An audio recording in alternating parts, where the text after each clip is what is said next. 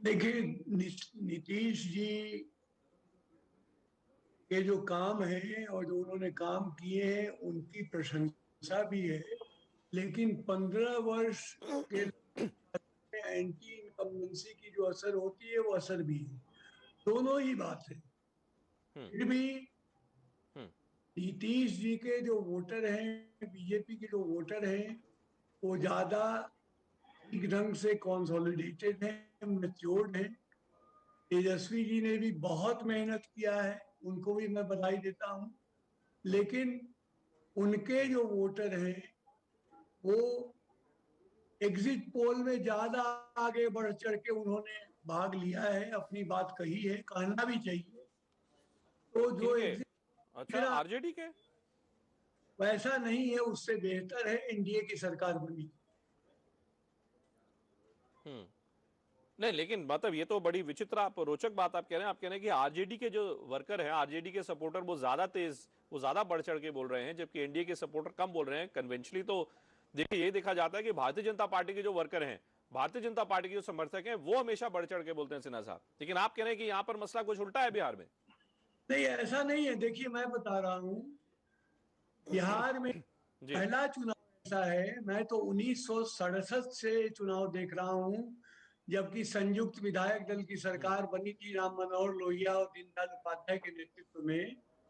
तब से देख रहा हूँ, ये चुनाव एक मायने हम्म। में बहुत अच्छा इसलिए रहा कि इस चुनाव में गंदगी कम रही और मुद्दों पे बात किया है सबों ने, चाहे वो मजबूरी में किया हो हम्म। या स्वेच्छा से किया हो। सबों ने अपने लिए हम्म। कुछ न कुछ मुद्दे सामने रख के और उस पर लोगों को लुभाने की कोशिश की है। और इस चुनाव में बहुत हद हम्म। तक जातीयता से की गई है। Hmm. Okay. Alright, Naval Kishore of the RJD is live with us as well. Naval ji, Naval ji, ऐसा लग रहा है कि आज जो जो चुनाव हुआ, आज का जो तीसरे चरण का जो चुनाव हुआ, उसमें असदुद्दीन ओवैसी और उपेंद्र कुशवाहा का जो अलायंस है, it appears to have made some inroads into your territory. क्या आप मानेंगे इस बात को? या मान लीजिए अगर हो भी ऐसा, तो क्या आप असदुद्दीन ओवैसी और उपेंद्र कुशवाहा से आप हाथ मिलाने के लिए तैयार होंगे आप चुनाव के बाद?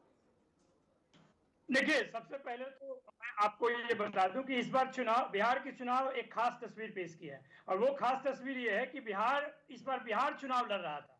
15 साल से जिनके हाथों में बिहार था, उसको उसके साथ उसने आकलन किया है कि ये जो 15 साल में जिन्होंने काम किया है, वो सबसे ज्यादा बेरोजगार, सबसे ज्यादा गरीब, और इस तरह के मुद्दे जो है वो छाए रहे हैं। आप देखे भी होंगे, सिन्हा साहब अभी बोल रहे थे, लेकिन भाजपा और जदयू ने बासी पन्नों को पलटने का भरसक प्रयास किया, लेकिन जनता हमेशा मुद्दों को सुनती रही। तो ये मुद्दे पर जिन्होंने बात किया है ना, उनकी सरकार बहुत कंफर्टेबली बनेगी। आप देखेंगे चुनाव जिस दिन काउंटिंग होगी उसके बाद। और उसका एक कारण नहीं, भी मेरे है को, मुझको कि जब नवल भाई, 15। मुझको ये बताइए, नवल जी मुझको ये बताइए कि यदि यदि देखिए चुनाव में क्या है ना, देखिए किंतु परंतु बहुत कुछ होता है, फुल स्टॉप्स, कॉमास, उसके आगे चलना पड़ता है।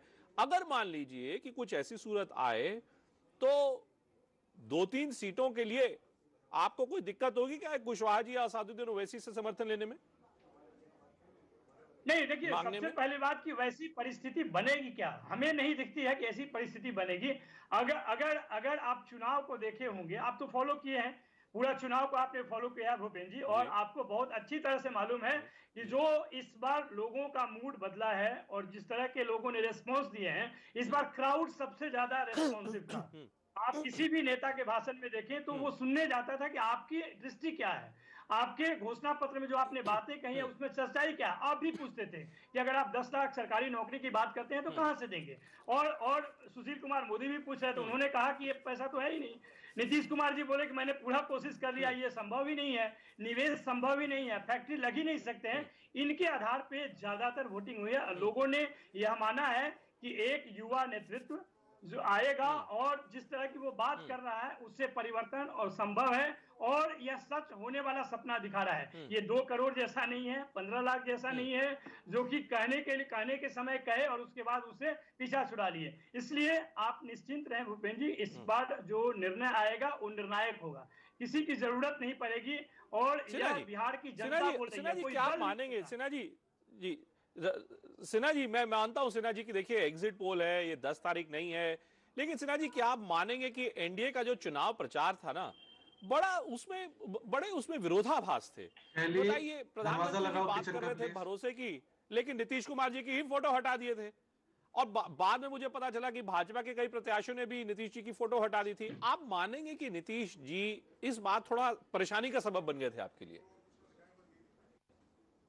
देखिए, मैं कई बातें थी, विरोधाभास तो कई थे। राजद के संस्थापक लालू जी और पूर्व मुख्यमंत्री राबड़ी जी के भी फोटो नहीं थे राजद के पोस्टरों में, तो ये तो सब सोच विचार के ही होता है, कोई न किसी कारण से होता है।